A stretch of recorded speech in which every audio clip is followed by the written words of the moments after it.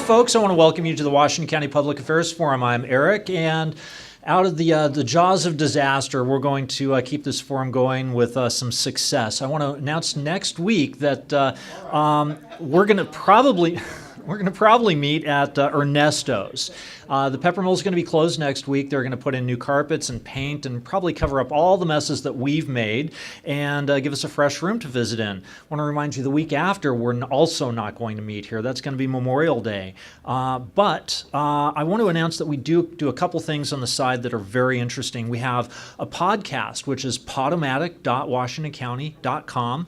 Our videos are also available on YouTube, and we have a Facebook page, facebook.com/Washington County Public Affairs Forum. Following this meeting, we're going to have a board meeting, and I'd also like to recognize one of our all-stars here, and that this room actually sounds good, and when we watch the videos, they sound good and they look good. That's thanks to a lot of volunteers, and I'd like to recognize Joseph Tyner, who was just certified by Tualatin Valley Cable Access as a certified field producer. So I want to thank you for that. Yay! And if I look good on camera, well, thanks to him, because I need all the help I can get. So, folks, what I'd like to do is announce the format today, and we have John Samoza and Marc Soucie, and they're going to do 12 minutes each of remarks. Then we're going to move to our general comments from the audience. You're allowed to ask your questions if you're a forum member in good standing. And then if it's okay with the candidates, I'd like to give you like a minute or two for closing remarks, and you can throw mud at each other and just make all sorts of snarky closing remarks and get the last jab in. So what I'd like to do is welcome both candidates. I've got some chairs up here for you. And would you please put your hands together for Councilor Soucie?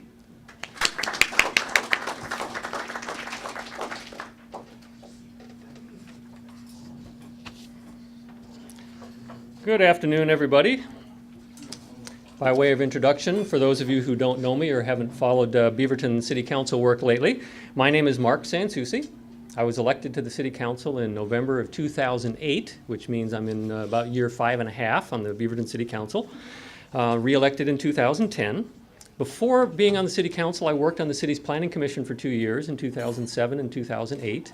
And from 2006 until just January this year, I also served as a volunteer on the Washington County Planning Commission, and I was chair of that body for about 4 years. I worked in the computer software industry before getting involved in local government. I worked about 26 years in software development. At this point, most of it in the city of Beaverton. And I volunteer in a number of other areas throughout the community. The Tualatin Hills Park and Rec District, when they passed the bond in 2008, set up an oversight committee to make sure that the district spent their money the way they were supposed to. And I've been chairing that committee since it got formed in 2009. And I also serve as a volunteer board member on the Oregon Technology Business Center, which is a technology business incubator the city of Beaverton started in 2007, I believe. I've been working there for about three or 4 years. One of the reasons that I love doing this work and why I'm interested in continuing to do this work as a city councilor is that I really love the city of Beaverton. I love the things going on in it. I love that the excitement that the residents of Beaverton have for their community. I love the sense of involvement that people in Beaverton have. We have so many volunteers who participate with the city in so many different ways. It's really hard not to get excited about the city when you live and work in the city.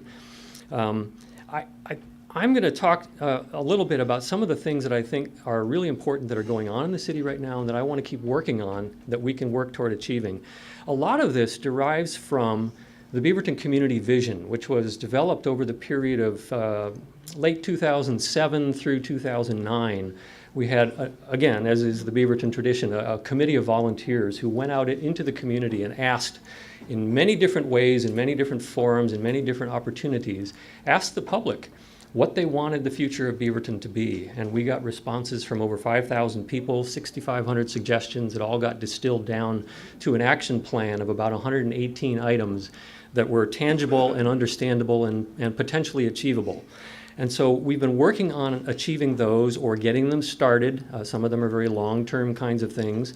And we're now 5 years into the process going out for a refresh with our residents to ask How are we doing? Are we doing okay? Are we doing things well? Or is there more that we want to get done?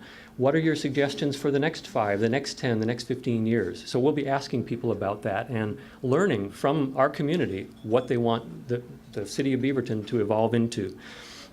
Some of the things that have come out of the original vision work and that we know that we have to work hard on continuously, the biggest topic that came up over and over again is let's do something to turn the downtown of Beaverton into a place where people want to spend time, as opposed to spending time in their cars. We would love to see people think of downtown Beaverton as a walking place, a place for people, a place for lounging outdoors in a public plaza or lounging on a street front cafe table, enjoying a nice meal outdoors on a beautiful day like today. It's not that way now, and we know it. And so there's a lot of transformational work that has to happen. Much of it due to the private sector, people investing in redeveloping their properties or constructing something new on the few bits of vacant land that we still have there. But some of it is in the public realm. For instance, Canyon Road, Farmington Road, Broadway. These are older streets. 2 of them are state highways, and with the cooperation of ODOT and a lot of hard work, we've come up with very rational ways that we can turn those into much more pedestrian-friendly and much more people-friendly streets. And we're part of the way down the road to doing that. The Canyon Road project in particular is a very big, complicated one. We've got commitments from the federal money through Metro for about $3.5 million for that, and we're pursuing a federal Tiger grant for another $10 million. If we achieve that, we'll be able to do a substantial transformation of Canyon Road in downtown Beaverton from the west side of downtown to the east. We have been talking a long time, one of the items in the community vision, about wayfinding. When people get out of a car in downtown Beaverton, it isn't always obvious where things are. And if you want people to be pedestrians, it's important to let them know where things are. And so we have, through some grants from the Washington County Visitors Association and other organizations, developed a wonderful wayfinding plan, and we have an opportunity to start putting up the first of those signs this calendar year, which is going to be a delight to see, and more over time as the plan rolls out. Through a federal grant, we've also been taking a very close look at how to encourage substantial redevelopment of some of the challenging properties in the downtown area. Everybody's familiar with the Round, but there's properties around the Round that have also not developed. And so we're trying to find out what are the obstacles to that and what kinds of things can we do to make it more attractive to private investment. So improving the creeks is one of the clear things that have come. In fact, the Creekside District name came because the creeks go through this area, and they influence the developability of some of these difficult properties. So we're working on improving that. We're also, at the same time, looking at alternative routes to the main roads through the downtown so that pedestrians, bicycles, and automobiles have alternatives to the congested Canyon Road, Farmington Road, Broadway, Milliken Way, some of the others. We're going to try to get more north-south and east-west options down there. And, of course, just a lot of hard work talking to developers, talking to private money interests, talking to landowners to try to encourage them to take a 60, 70, 80-year-old building and turn it into something newer and fresher that the modern Beaverton would very, very much welcome. In other areas, Beaverton's invested a lot in the last 5 or 6 years in economic development and is beginning to invest in marketing the city as an attractive place for businesses to start up, grow, thrive, and move in from other places. That's still work that we're learning how to do better and better all the time. It's challenging and difficult, but with the help of the mayor and with the support of the council and the budget committee and the residents of the city, we're doing significantly more work in that area than had been done prior. Neighborhood improvements. We're always looking for opportunities to improve on Beaverton's great neighborhoods. There are a few that are significantly challenged, and working with Portland State University, we have an opportunity to look at one of the more challenged neighborhoods, which is the Allen Boulevard corridor. And we're about to get the first results of that from the PSU study. We're always working on roads. Beaverton was the first in the county to institute long strings of intelligently programmed traffic signals that can interact with each other in a way to facilitate the recovery from traffic issues and incidents. Cedar Hills Boulevard, Canyon Road, and Farmington Road, right in downtown Beaverton, are the first places that we've had full-scale implementations of what they call smart signals. We're also investing a lot in intersection improvement, and the city always invests in maintaining the roads, because if you don't maintain your roads, It's way more expensive to fix them later on. We have 3 major developments either starting up or in progress. The Timberland development at the north end of the city is turning into a very interesting place, and anybody who hasn't seen that recently ought to go up and take a look. The Peter Court properties up near the Sunset Light Rail Station, we're going to get our first development applications coming forward to us related to that probably this calendar year, and we'll have an opportunity to see the vision that the county and the community at large first developed back in the 90s start to come to life around the Sunset Light Rail Station. And then, of course, South Cooper Mountain, the urban growth boundary expansion area that was annexed into the city a couple of years ago. We're getting through the planning process. We're about to begin the sort of more detailed zoning development for that area. And that's going to result in a fairly substantial small community of its own down in the southwest corner of the city. Public safety, the building. We're moving half of the city government out of the old city hall into the building we bought at the Round. And the police and court are going to take over the old city hall building. And we would like to upgrade that to a facility that actually works the way it should for police, public safety, emergency response, and for the courts. The building was not designed to support any of those functions, and it needs to be redesigned in order to support those properly. There will probably be a measure brought before the Beaverton voters in November asking for funds to pay for a remodel of that building to make it functionally appropriate for police, emergency, and for the courts. As always, we are doing a lot, and I'm very excited about these things in the area of arts, culture, events, and of course the famous Beaverton Library, which is now expanded to include a second branch. And between the two of them, they're the busiest library system in Oregon. We have a great arts community in this area, and we have not done enough to let people know about that quality. And so one of my personal agenda items is to see what we can do to build on what we already have and build awareness of what we already have, so that when people think about arts, they don't automatically think about, oh, you have to go to Portland for that. We've got it here. Diversity. What a great diverse population we have. We've invested a lot in trying to bring our diverse community more into engagement with the city, and we're going to continue to do that. 4th year in a row of the Beaverton International Celebration, hosted by the Tualatin Hills Park and Recreation District Party in the Park, and I said that all in one string. If you haven't been to the International Celebration at the Party in the Park, come out to it the last Saturday in July this year. It's becoming a really great thing. I always work to try to make sure that our public involvement procedures for city activities are as strong as possible, and that's something I'm going to continue to do.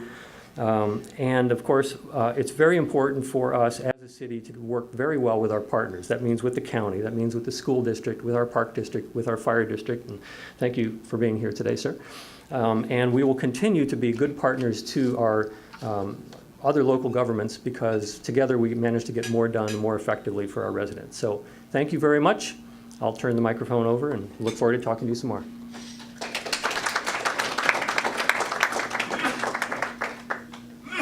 Folks, would you please give a round of applause to John Samoza? Thank you for inviting me here today, and I appreciate the opportunity to speak with you. So Mark, not that I was planning on addressing some of the things Mark might think, some of the things he mentioned are some of the reasons why you'll see a difference between myself and Mark. For one, you heard Mark talk about the civic plan from 2007 to 2009. Here we are, 2014, 5 years after the plan was done, 7 years since it began. And what I heard out of what Mark was saying was that we're getting ready to go back and find out what we're going to do on our new plan.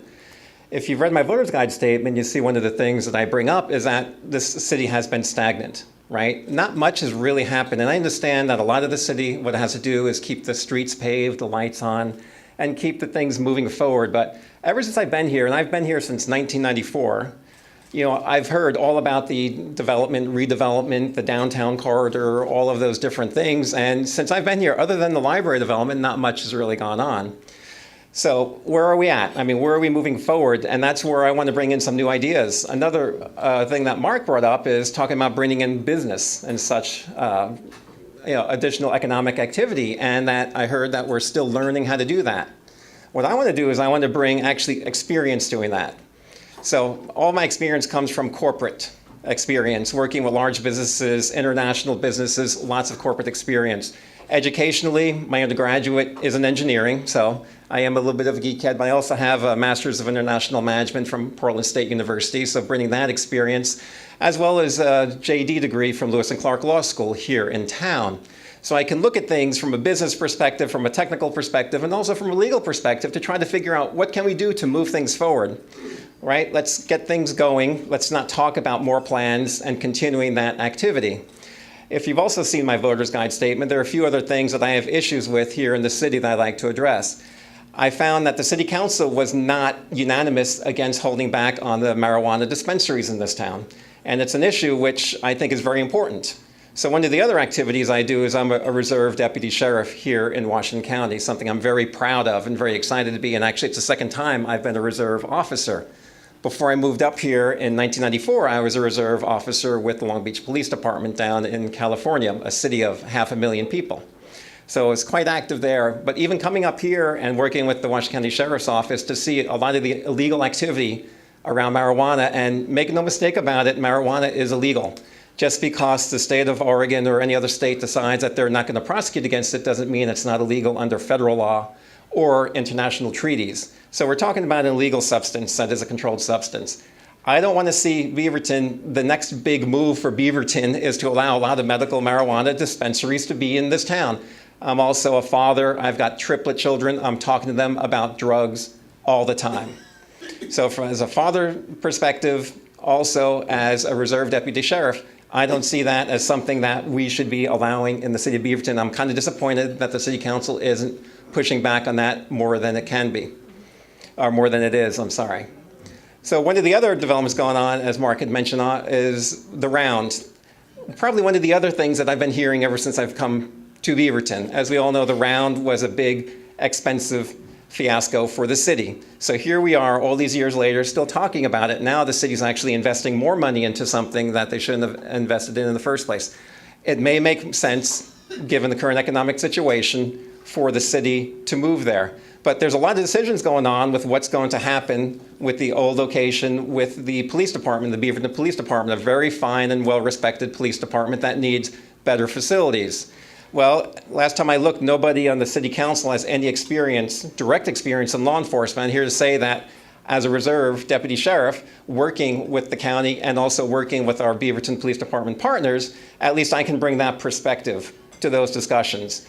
There was an article in the Oregonian, I believe, that said voters shouldn't give the city a blank check as far as doing all this work, doing all this activity. I want to bring that voice of reason to it. As I mentioned, just my background, my experiences, I'll take a good look, a professional look, not only as a reserve, but also from a business perspective to see what makes sense, right? I think that's one of the things that's really been missing on the city council is a strong sense of looking at things in a practical way, what makes sense economically.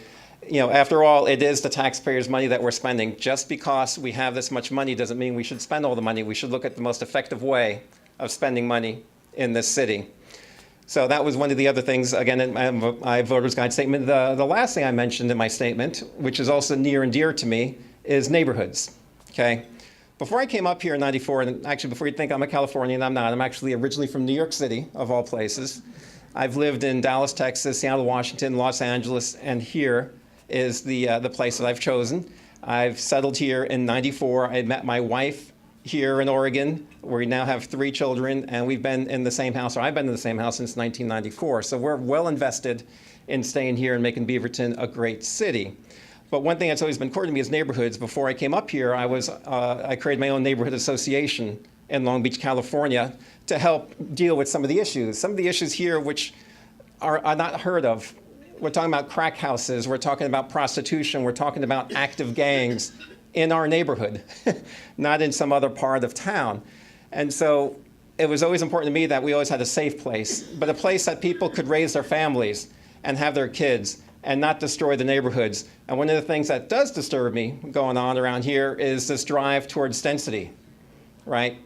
There's a time and a place for density, absolutely. But I see with the current issues in the city, with a lot of the traffic issues, the ongoing discussion about how we're going to fix Canyon one day. And I'm sure that, like the rest of you, I don't want to be anywhere near Canyon most days because of the traffic. Well, let's talk about Shoals Ferry. What about Shoals Ferry? We're talking about a new major development going down in southern Beaverton. What about all the issues on Shoals Ferry? It's enough of a problem right now. So we're going to hurt the livability of the existing residents if we don't look at this very carefully. And so that's one of the other pillars that I want to look at, is make sure we think of the current residents. We talk about taxes, and that's coming up now in the ballot measure. There's some new taxes. One of the things that I always look at my tax bill is I cannot retire in my own house at the rate the taxes are going. What is the city doing to try to keep me here, or just get rid of me when I retire and I can't even afford my own tax bill? Is that what we want to do? Do we want to price out everybody, increase the density, increase the cost of everything?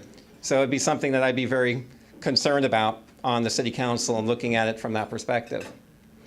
So just wanted to get that out there. A few quick opening comments. I know I was given 12 minutes, but I figure if I get my points across before then that's all the time I need. So thank you very much.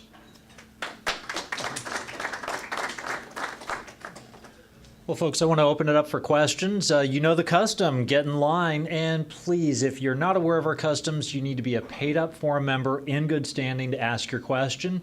And questions, please ask them in 30 seconds or less. And candidates, if possible, do it in a minute or less for a response. And if you need a little bit more time, we'll work with you. But 8-minute responses, nah, we'll start playing some techno music in the background and drown you out. So, John Tyner, give me 1 second and then take it away.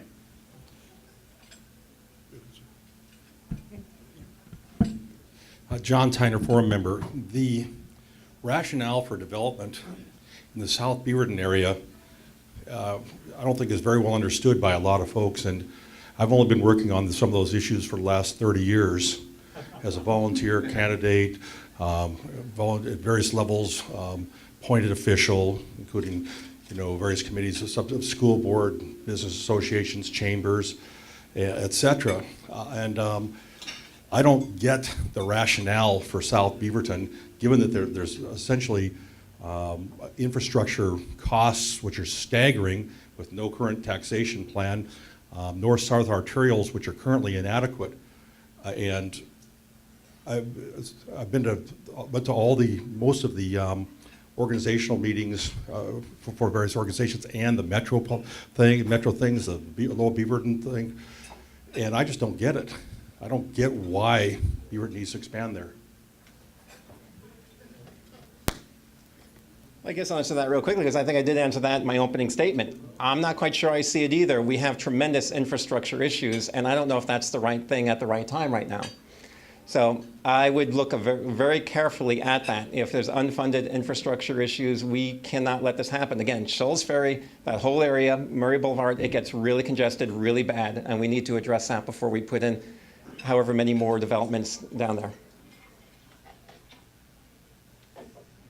Clearly a question that can't be answered in 1 minute, but I'll take a quick whack at it. First of all, the need for development to occur in the region is at that state and metro level of deciding where growth is going to take place. Beaverton stepped up and said, we would like to be responsible for one of those growth areas because we think we can do a good job of turning it into a good community within a larger community. And I think we're doing that. Now, that doesn't mean that there aren't infrastructure challenges. However, the region as a whole and the city of Beaverton in particular have learned a lot from watching the work that's been done in other areas. South Hillsborough, North Bethany, the Tigard River Terrace area, all of these are slightly ahead of us in the timeline of developing plans. And we have the opportunity and have learned a lot from the work done in those other areas, particularly North Bethany, which has a very challenging finance plan because it took so long to get from urban growth boundary expansion to development. Because ours is on a shorter timeline, because we're able to do this more efficiently, we think that we can solve the finance problem for infrastructure, north-south routes, east-west routes, and get that done in a more rational fashion. But it's a challenge. It's very hard to plan for the kind of residential and commercial development that the region wants to see in this area. I'm Bill Kroger. I'm a forum member. Thanks for coming today, you guys. I'm just going to follow up on what you were talking about. If the development does go on up Roy Rogers area, especially if the school bond passes, I think it's going to probably get moving, with that. But it's going to increase a lot of traffic on Shoals Ferry Road, and I live not too far from Shoals Ferry and use it quite a bit. So my question is what alternative forms of transportation might be available to help alleviate traffic? And then what would you think? I know it's going to be a problem, but I talked to politicians about this, and nobody seems to be really addressing the whole road issue. So anyway. Well, several things are being looked at and can be done. Shoals Ferry Road is a county facility. The city of Beaverton can't unilaterally take action on it, but what we are working with the county on is the implementation of smart signalization on Shoals Ferry, which actually has a fairly noticeable and significant impact on the flow of traffic in a congested corridor like that. We've seen that kind of result on Canyon Road, Farmington Road, and Cedar Hills Boulevard already. That's part of it. Part of it also is making sure that there are alternatives to Shoals Ferry, which includes transit, which includes routes to the north, east-west routes to the north of it and to the south of it. Also, taking into account that a lot of the residents in the South Cooper Mountain area are probably going to be working to the north, not necessarily all to the east. And so one of the priorities we've set on the City Council for our planners, working with the county, is to make sure that there are no less than 3 significant collector or arterial routes leading from South Cooper Mountain to the north over the hill into the industrial and employment areas to the north of Hillsborough, Bethany, and West Beaverton. There's not much I can add to that other than I don't think there are any alternative transportation options. It's going to be a lot more cars on our roads, and we need to look at that in that light and make sure that we don't put in more buildings and people that the area can handle. Anthony Mills, I'm a forum member. This is kind of an open-ended question, and since there aren't a lot of people behind me, you might take more than a minute. But Metro is a big player in the area in development in many aspects. So I would welcome just any comments that you have about Metro as it relates to Beaverton and your race. Or even less. So Metro obviously is very important, right? We do have this multi-layer government that is kind of unique to Oregon that we do need to work with, and there are lots of wonderful partners to work with. And so there's nothing specific I can mention other than obviously working with Metro is extremely important for us, especially to address some of these larger issues that are outside of our control, right? We do need to work with our other partners. So I would just look to them towards have a very positive working relationship with them. And obviously working with Metro is multifaceted because they're responsible for natural areas, they're responsible for regional parks such as the Cooper Mountain Regional Park and a whole bunch of other areas where it's always beneficial for us to be in constant engagement with them as we are with the county and the park district and the school district. They're a significant partner on implementing many of the things that we want to do. In the area of land use planning, the principal role Metro has is deciding on its periodic basis where and how much development is to take place in order to satisfy their state-mandated 20 to 30-year projections for residential and employment growth. Once they've set that, once they've said, okay, South Cooper Mountain is in the urban growth boundary and Beaverton, it's yours to plan, they generally stay out of the way. They participate in the planning process just to make sure that their base level requirements are being met, but they don't tell us where to put streets, they don't tell us where to put apartments, they don't tell us where to put houses. That's community planning that's done by local communities, and Metro doesn't dig into that level of detail. They will participate in anything if you ask them to. But as a regulatory body, their role stops at the point where the urban growth boundary gets expanded and somebody takes responsibility for the planning. Then they're in an advisory role, and that's the role that they've been taking with South Cooper Mountain. Harry Bodine, forum member. I am a tax-fleeing, unincorporated area suburbanite. If I annexed my home to the city of Beaverton, the tax on my house would go up $400 a year. That's the difference right now. So annexation to the city is not very attractive financially to me. My question would be, has anyone ever thought about the city going to all of the unincorporated area inside the Beaverton School District, Aloha, Cedar Hills, Garden Home, everything? We'll all go together, and we'll start off by lowering our city tax rate, $400 per house, down to what the unincorporateds are paying, and sort of building a unified community from that point on.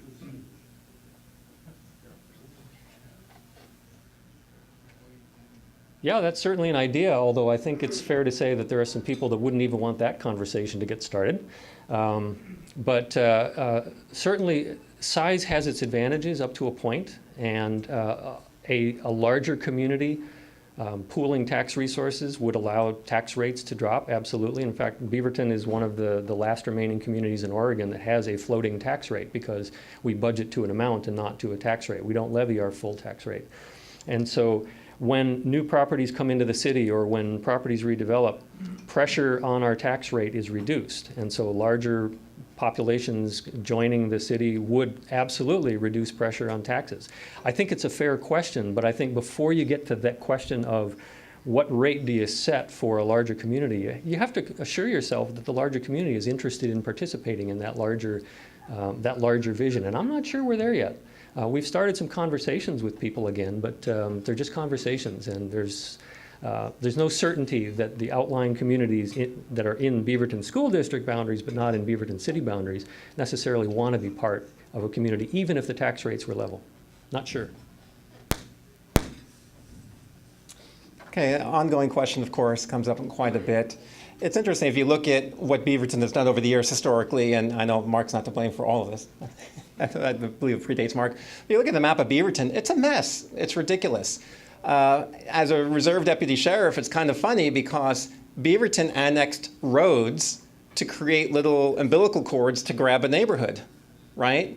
So we would cover the houses, but if it's on the road, then Beaverton Police covers it. There's some really unusual things. I think the real question is some of these communities that are paying the higher tax rate, should they unannex, if that's even possible, to get to that point. It is an ongoing thing. Every time we hear this, or I hear this spoken, it's like, if we annex to Beaverton, all our taxes go up and no one knows why. And one of the things I think we need to take a close look at that as to why our tax rates are higher. Undoubtedly, Mark can probably have a better discourse on that, knowing the numbers better than I. But I'm curious as to why our Beaverton tax is so much higher than everybody else around us. And how does that affect everybody as far as annexing or de-annexing, that type of discussion?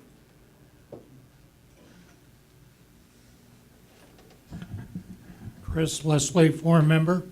The Westgate properties, what are your plans for those?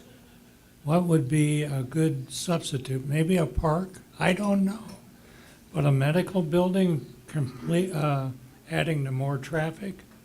What are your ideas on that area? That's one of the ongoing things where we've been talking about visioning, planning for such a long time on what's going to happen over there.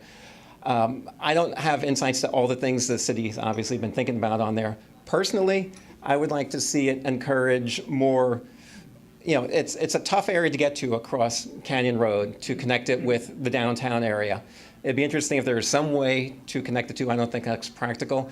It obviously makes sense for some really good retail. There's a lot of awesome retail around there, especially in these open air type of retail. Bridgeport Village is a perfect example of some types of retail that could be inspiration for over there. But I don't know if just another medical building or another office building is going to add much to the charm or character of Beaverton. But if it was a destination retail, or some type of complex retail, entertainment, movies, similar to Cedar Hills Crossing, it could maybe leverage what's going on over there nicely. Right now, we've got three fairly vocal groups within the city that have expressed strong interest in three kind of different concepts for the Westgate property.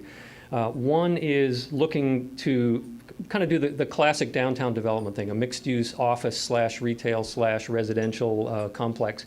We had a proposal for that from a private developer back before the crash, and of course that proposal died with the crash. So that's one concept that's being strongly pursued by one group. Another group thinks it's an ideal location for a performing arts center, a really nice 400 to 500 seat performing arts facility with a number of opportunities for classrooms and additional smaller performing spaces attached to it. It's a great location for that. very interesting possibility. The third one that we have been looking at is a health collaborative, which is basically an office building, a medical office building on part of the property, with the intent that the other part of the property would be reserved for something else, perhaps an office/retail combination, or perhaps a residential building. The key thing, and the most important thing that makes this a challenge, and it addresses one of the comments that John said earlier, the key thing is that the city doesn't build these buildings. The city needs private investment to come in and build these buildings. We need people who want to do what their idea is with their money. Although it sometimes sounds like it when you read the newspaper, the city did not build the Round. The city didn't build any of those buildings. The city made some investments back then in facilitating the development of the Round, and made some choices that we've had to unfurl because they weren't necessarily great choices. But the city didn't build any of those buildings. And most of the land at the Round and the buildings at the Round, except the one the city owns, are owned by a private company. So any development that takes place there or at the Westgate property or anywhere else in downtown Beaverton is going to be done by private money. So what we have to do is encourage as many possible people to come forward with ideas, and then leap on the one that shows the most promise and the most likelihood to actually be achieved. Phil Nelson, forum member, and I'm curious about the current status of the Performing Arts Center concept, and there's been some, maybe you both want to comment on it, but I imagine Councilor would have some insight into what's going on, and it is rather, at least, a city project. I understand it's being pushed by the city. But you could give us an update on that and see how that's going. The idea of a performing arts center in Beaverton has come up from the community for a very long time, and I think it probably dates to even Mayor Doyle's very first days on the city council. I know that from my work, I'm now the liaison to the Arts Commission. I've been spending a bunch of time with both our Arts Commission, the Arts Foundation, and other members of the community who are not part of those groups, who are trying to achieve a performing arts center. And there's always been this sense that the city needs to play a role. And that the city can be the catalyst, the facilitator, the gatherer of people together to try to get things to happen. But there is no expectation that the city would pay for an entire performing arts center. The question has always been how much, what fraction would the taxpayers of Beaverton be willing to invest in a performing arts center if private fundraising could raise the rest of the money for it. And that's the stage that we're at. It's a facility that I would love to see in Beaverton because I think we have an arts community that's robust enough to support it. I think we've got people interested in funding it. Locations are hard because the only piece of property the city controls is the Westgate property, and that's why it's a focus of a lot of attention. All the other nice places that you might want to put a performing arts center are owned by other people, and some of those people may or may not agree with the idea of a performing arts center going on the property that they own. They might not want to sell it. So we're in this sort of swirl of talking to people to try to find out, can we get interest from the community in funding a portion of it, as well as interest from a property owner in being the location, and then get the private fundraising together to make it happen. Not certain, but it's something that a lot of people want to see happen. And to me, this has a little bit of the echoes of the Round, whereas Mark was correct. It was privately built with promises from the city that led to significant expenditures on part of the city. So I'd say the city got even a worse position. They weren't the builder. They just took the liability for the builder, which has been paying, the city's been paying for ever since. So the Performing Arts Center, I think, is a great idea, but I would see zero contribution from the city. It needs to be self-sustaining, right? The city cannot continue to invest in something where the expenses are unknown year over year over year. It needs to be privately developed, privately funded. The city can help in other ways, obviously zoning and other things, and maybe helping bridge some of the partners together to make it happen. But it should not come on the back of the taxpayers, because there are a lot of people who don't feel that that's a best use of their taxes.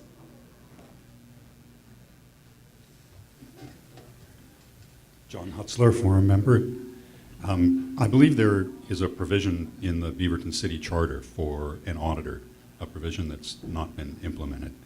And I'm wondering if you could explain why that's never been implemented and whether you would support an auditor position in the city.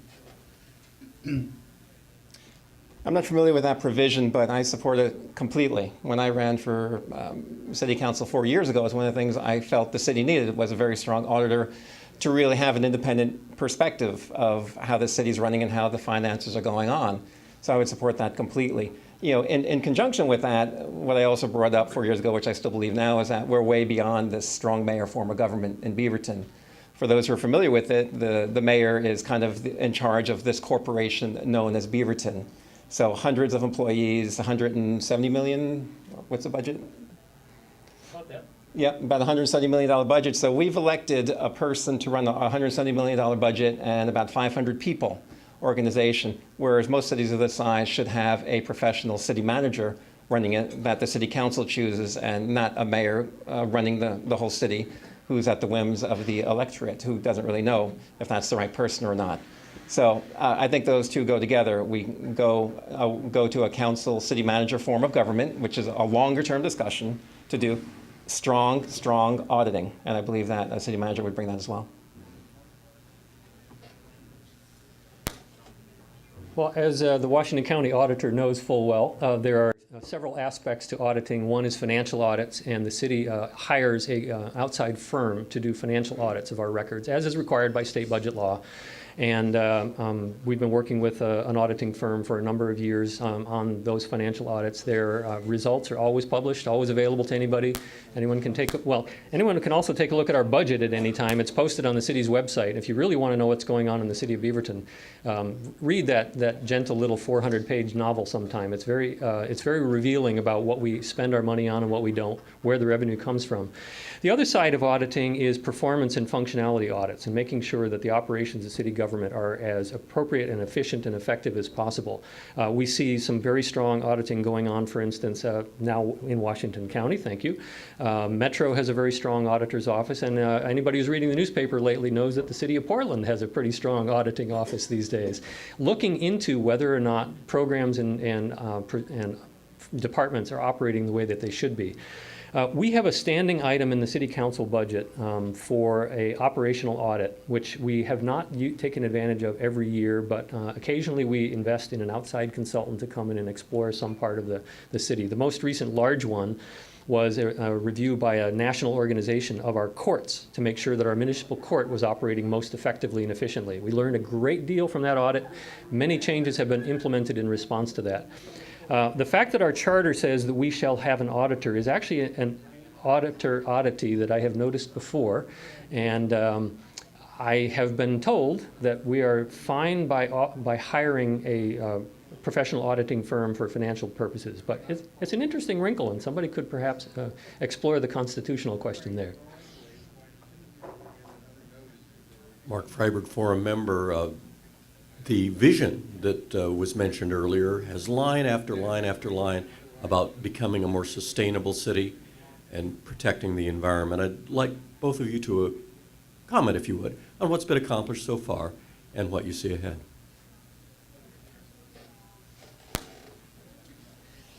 Well, the mayor and the staff, with the support of the council, have done a lot over the last 5 or 6 years to improve Beaverton's overall profile and sustainability. We have invested, we've invested in solar facilities. We've got another very large installation that we're working with right now, largely paid through grant funding, which is going to go on top of one of our water reservoirs on the north side of the Cooper Mountain Massif. We have invested in well, thank you, PGE. Green Power. PGE has some wonderful programs that allow people to sign up for their green power programs, which means that some percentage of your power comes from PGE's renewable sources. And I believe Beaverton just crossed the 100% mark in this last fiscal year, so that we are now 100% drawing power from PGE's green power program. We invest substantially in landscaping, and it sounds like a minor thing, but street trees and landscaping are a huge part of maintaining a sustainable urban environment. We invest now much more than before in sort of advanced stormwater management techniques that do on-site stormwater retention and cleaning, so that water that's being sent down storm drains into the Tualatin River ultimately is cleaned to the maximum extent possible, or even recaptured into the aquifers under the city. The city internally has done a tremendous amount to change its own operations, reducing the use of paper, allowing electronic filing of permit applications, all the kind of things that you would hope to see somebody do just to reduce waste in physical materials. Plus, we have what I think is one of the county's strongest garbage and recycling programs, as well as signing up for an early version of the commercial food composting program, which is showing some initial results and needs to be explored further. Well, obviously, the city should take sustainability serious, but it also needs to be balanced appropriately with what makes the most economic sense. So all the things the city is doing does sound like it's great initiatives. Again, not being on the city council, I don't know everything that they're doing, but we should look at whatever we can do, obviously, if it makes sense, especially for the sustainability of the city itself and for the population that's here.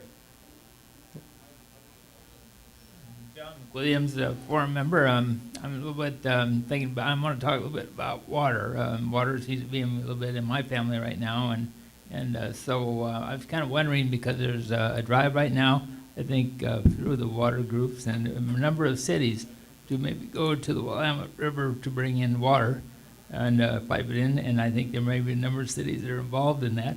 But my question is, how does that work? And Beaverton, I believe, does not get all their water from the Hag Lake, or where I don't know exactly where they get it from. So you talk a little bit about the water issue, because there's a lot of people that use clean water in the area. So thanks. Talk about that.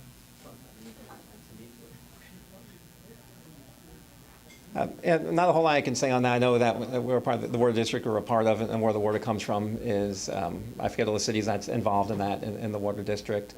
I'm not familiar with the thoughts of getting additional water sources, so I'm just going to cut right there, because Marc and Natalie will have some more insights into that. What's that? Absolutely. Well, as John knows and pointed out, the city of Beaverton gets its current drinking water supply from two sources. There are two very large reservoirs in the Coast Range. One is the Hag Lake. The other one is a place called Barney Reservoir, which people don't get to go to because it's fenced off in order to protect the quality of the water there. Our projections are that those two sources, barring major droughts or a significant seismic event that destroys the dam at Hag Lake, which is something we're all concerned about, by the way, those two sources will hold the current city of Beaverton water distribution system for about 25 to 30 years. Water planners think in terms of 50-year timeframes, and so when your water supply is good for another 30 years, you start to worry. And so, not surprisingly, the city of Hillsborough started worrying really hard because they have some very massive water users. They have Intel Corporation, which is one of the largest water users in the state of Oregon. Several other, Genentech and others, very, very significant water use. So Hillsborough started the initiative to look at what Wilsonville and Sherwood have done in tapping the water supplies in the Willamette. And the city of Beaverton has signed on as a potential partner to that, in order to make sure that if that project comes to fruition, which I believe it will, that we can buy a share of the water production of the expanded water treatment facilities that would be built down there. There are multiple good reasons for this. One is that it provides an additional redundant source of supply and treatment. City of Beaverton has one water treatment plant. It's out south of Forest Grove. Tualatin Valley Water District shares that water treatment plant for about half of its water supply. If something happens to that water treatment plant, we just have what's in the reservoirs, and that doesn't last more than a day or two, or maybe perhaps a week. Or if the aquifer storage systems are full, maybe 2 weeks. So having a redundant water treatment plant with a redundant supply is really good 50-year planning, and it's something that I am very pleased that the city is investing in. The city of Beaverton is also fortunate that we do have one pipe that connects to the city of Portland supply. It hasn't been opened in a long time, but that's our third redundant emergency source. If you get a big enough emergency, we may be looking at 1 or 2 sources active across the entire region, and so we want to make sure we develop as many as we can. Eric Squires, forum member. I'd like to share 2 concerns and then ask a question. With South Cooper Mountain, One of the phrases that's being used in print and vocally by staff is future transit. So this area that's really outside of the scope of what we consider Beaverton now is going to rely on TriMet as a logical transit supplier, but they have not committed to providing service yet. In the South Cooper Mountain development process, there's been another concern I've noticed, and that is the outreach to the community, I think, has been thin. The outreach, for example, to CPO6 was 40 minutes with the request that the questions that the audience was to ask to be submitted in advance. And for 546 acres of development, 40 minutes at a CPO, I thought was a little thin. But my concern with South Cooper Mountain and my question is this. When Senator Bruce Starr got $1.5 million inserted into the Washington County budget to study a west side bypass, that's going to trigger an opportunity for Beaverton to take the existing development densities of about 15 units an acre, or I think they're about 15 units an acre in South Cooper Mountain, and would create this opportunity to potentially upzone the density. So my question for both of you is this. If Washington County and the state of Oregon greenlight a west side bypass, would you want to ask Metro to upzone South Cooper Mountain? First of all, on the very last part, absolutely not. In fact, I think there's quite a few people, even at Metro, that are thinking, 15, maybe that was a little too much of a reach. It's challenging, and I, as a city councilor, have no interest in trying to exceed that level of density in any part. Secondly, the study that you refer to that Bruce Starr worked at the legislature to get funding for has broadened from a focus on how to build a freeway to how to plan for Washington County transportation needs across the county in a longer term than the transportation system plans tend to look at. And I think that's very appropriate. The answer may be a freeway, although I have absolutely no idea where anybody would find enough money to build one. But it's going to look at much more than just that one little problem. South Cooper Mountain Transit, TriMet has been at the table with the city. TriMet's been a wonderful partner over the last few years. I think Neil McFarland, their general manager, is doing a fantastic job of asking his team to engage with the local governments on planning. And they've invested a lot more time and energy in Washington County than they ever did before, because we've been politely pointing out that a very substantial fraction of their funding comes from Washington County, and a very substantial fraction of their service that should be in Washington County is somewhere else. So we believe that they will be very alert and responsive when development does start to take place in South Cooper Mountain, and at an appropriate time they will begin to offer service down there. I think it's also important, though, that we look at other alternatives. And I've been keeping an eye, for instance, on Wilsonville and Forest Grove and a couple of other places that have started to build their own little circulator systems. And I've always believed Beaverton's big enough to be able to take advantage of a kind of a circulator system. But we haven't done any exploration of that concept other than thinking about it. Haven't tried to run numbers, haven't tried to figure that out. But I think as Washington County continues to build up, we're going to have to look at things that extend TriMet's capacity. As for public involvement, I can't speak to that specifically because I wasn't at that meeting, but I have been to many South Cooper Mountain workshops. I know that it's been open to the public to come in and comment on many occasions in many venues, and I believe that's sufficient, but always happy to hear about issues.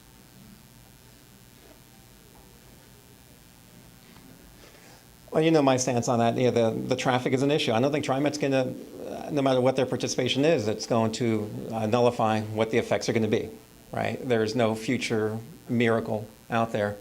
This brings back a little bit echoes. When I was in Long Beach, California, I was on the Citizens Board down there when the light rail, the first light rail, the Blue Line, right, in California was put in there.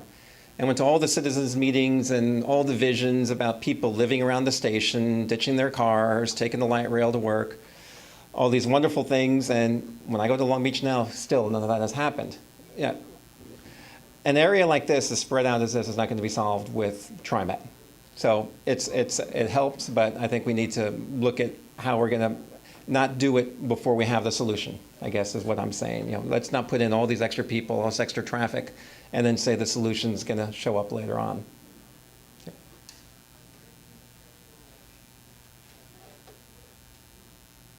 Well, folks, any more questions? Well, how about a round of applause for our amazing candidates? Oh, would you guys like to make a 1 or 2 minute closing statement? Yeah. Give it to us. Bring it on. I was aged before. Okay, well, not a whole lot to say. I think it's pretty clear in some of the things that I'd like to see for Beaverton. You know, one of the other things that I didn't mention earlier is that let's just get some new blood on the city council, right? Somebody who, I believe myself, who will add some new ideas, some new thoughts, you know, to get the council moving. Let's not stand here 4 years later talking about the plans that we have for more plans. With that, thank you very much. Appreciate the invite here. Yeah, I agree. I'm tired of planning, but fortunately, we're not planning anymore. We're actually out there doing things, which I think is to the credit of the mayor, to the credit of the staff, and frankly, to the credit of the city council. We've worked hard to get a lot of things going. Yeah, they take a long time, and yeah, a lot of them are dependent on other people making decisions in our favor. This is the United States of America. People who own property, and there's a limited amount that government can and should do to force something to happen that people don't want to do. So we have to be persuasive, we have to be kind, we have to be clever and provide incentives and reasons for people to do things, and that's the kind of the work that we're continuing to do.